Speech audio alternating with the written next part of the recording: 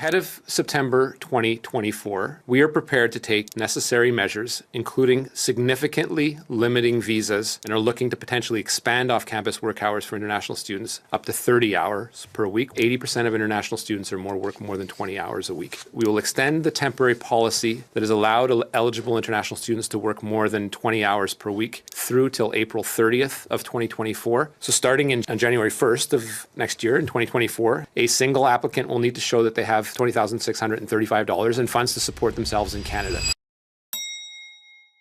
We're proud that Canada is a top destination for talented students from around the world. International students contribute to campus life and Canada's multicultural spirit in communities across the country and are drivers of innovation. When we welcome international students, we benefit from new ideas and ways of learning and researching coming into our post-secondary system predominantly. However, some of these students have experienced serious challenges navigating life in Canada. A few weeks ago, I announced initial reforms to the International Student Program, including the development of a new framework to recognize learning institutions that provide top quality services and support, including housing to international students. It would be a mistake to blame international students for the housing crisis, but it'd also be a mistake to invite them to come to Canada with no support, including how to put a roof over their heads. It's why we expect learning institutions to only accept a number of students that they're able to provide for, able to house or assist in finding off-campus housing.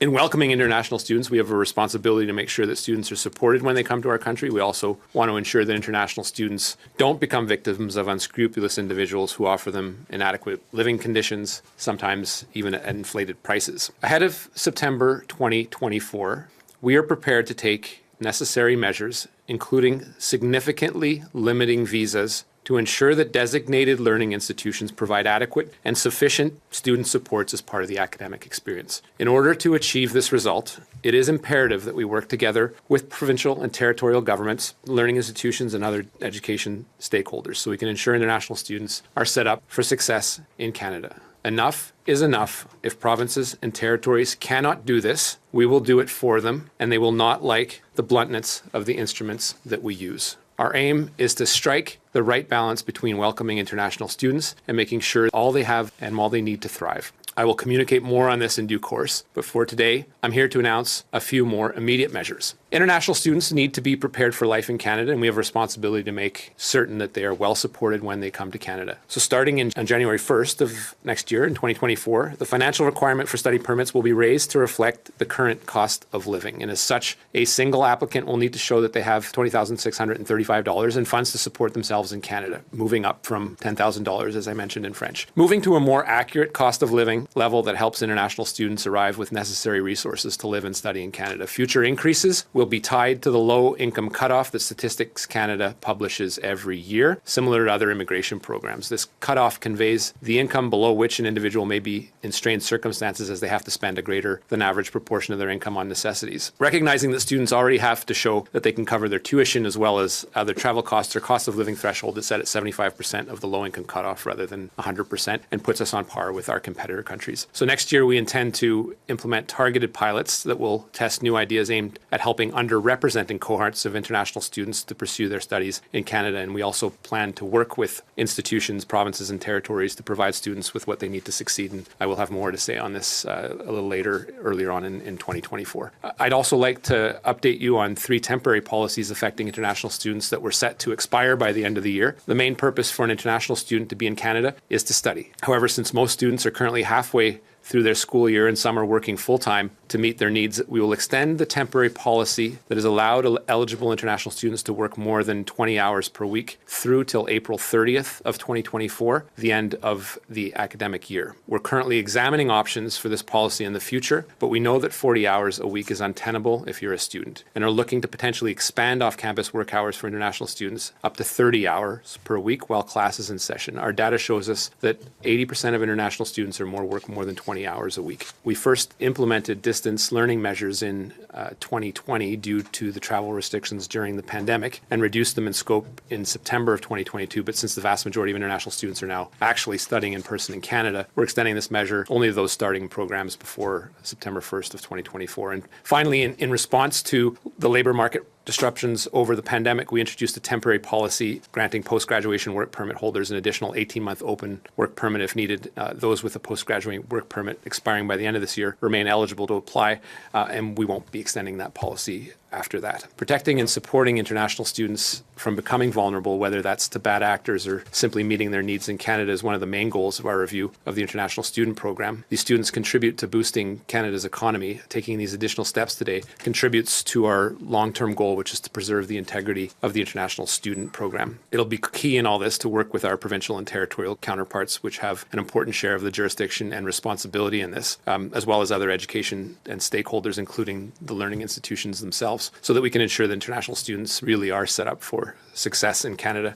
Thank you, and on that, I'm glad to take your questions. Minister, you referred to the universities not liking the bluntness of some of the instruments that you might use. What did you mean by that, and what do you expect universities to do? So, Rafi, I mentioned institutions themselves, and they have a very large portion of the responsibility in making sure that the student experience is properly reflected in the resources that they're given, whether it's providing housing, whether it's providing proper health supports, and a proper academic experience. There is a responsibility on behalf of the provinces that designate the learning institutions in question to make sure that those are actually the institutions that are worthy of getting visas from the government of Canada. There are, in provinces, the diploma equivalent of puppy mills that are just churning out diplomas. And this is not a legitimate student experience. There is fraud and abuse, and it needs to end. When you take, for example, the province of Ontario, there have been Auditor General reports that have recommended some very important measures that have not been put into place, and that has contributed to the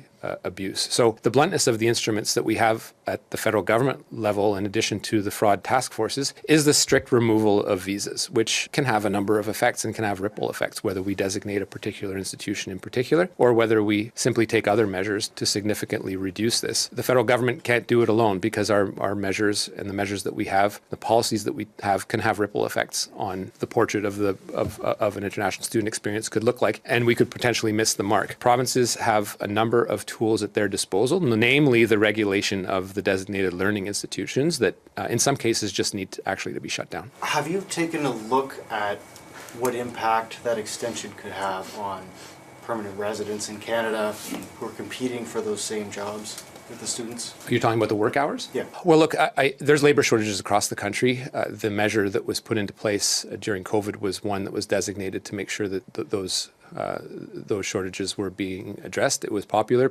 We had heard legitimately from students that a 20-hour work week is doable and is something that people could actually study at the same time and work 20 hours. Also, employers were looking for people that could potentially commit for over 20 hours and perhaps only work 20. So it was limiting the availability for students out there. It is costly to be a student in Canada. So having that flexibility and dealing with those two competing public policies, I think, was one of the challenges that we're still juggling with. We know that over 80% of international students are factually working over 20 hours, but 40 hours is just untenable. It is not credible that someone, except for rare occasions, could work a full work week and actually study at the same time. I know, having done it myself, and I know lots of people that have worked very hard, but those 40-hour works week drain you, and it is not reflective of a proper student experience. But there is flexibility, and we were looking at an hour category in and around 30 hours, but it hasn't been decided yet. So given the financial pressures that current students in Canada would be feeling had we taken a decision to roll it back to 20 hours, it didn't make sense and would probably perhaps put more strain on students that are currently struggling to make ends meet. I don't think students are taking jobs away from other people given the labor shortages that are happening in Canada. My focus primarily is to make sure that the public policy that we have in place is one that reflects the ability of the student to actually do what they're supposed to be doing, which is study, without bankrupting themselves. So there's a middle ground there that we need to look at. I'm going to look at more data with my team to make sure that something like 30 hours actually makes sense. But currently, with the data that we know, rolling it back to 20 hours would have been on the draconian end of the spectrum. Mean that there'll be fewer international students coming in because you've raised the financial requirements for people to come to Canada? Do you have any models or numbers on that? We're currently looking at that, Mackenzie, it is what it is. The reality is that we need an international student program that is robust. Clearly, we compete with other countries for some of the top talent, but clearly we have become a country that has been targeted for abuse and exploitations by some unsavory actors. For now, I'm not worried about the absolute number. What I'm worried about is the students, and to make sure that they have the proper student experience and that they are indeed studying, and that the unscrupulous institutions that exist today that aren't actually learning institutions, but are a conduit for money going to some people that want to profit off them, and potentially some backdoor entries to Canada, are effectively shut down.